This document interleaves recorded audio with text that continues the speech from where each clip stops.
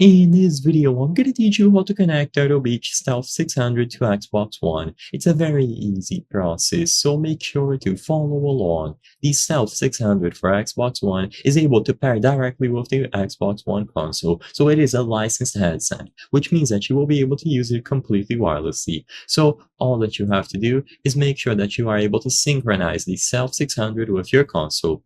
On older Xbox One models, you will be able to do this by pressing the enrollment or pairing button at the left side of the console next to the disk drive, as you can see here. If you have the newer models on Xbox One S and Xbox One X, you will be able to find the button at the right side of the front panel. So you just have to press this respective button.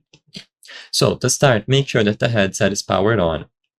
When you see the LEDs light up, it indicates that it is successfully powered on, and you will be able to synchronize the devices. So press the pairing button like I mentioned on the actual Xbox One console, and the LED should start blinking, indicating that the console is now in pairing mode.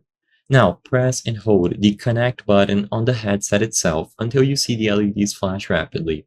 Once both the headset and the console are in pairing mode in close proximity, they will be able to connect to each other. So as long as you are close to both of them, they will be able to detect each other and the connection will be established. The LEDs on both the headset and the console will turn solid. You should see a notification on screen, and you will be able to listen to all of the audio being output on the Xbox One through the Stealth 600s. You will be able to easily connect them wirelessly as long as you are in close proximity of both and you set them up in the standard pairing mode connection. So you will be able to use it on your Xbox without the need to download any sort of firmware, software, and so on.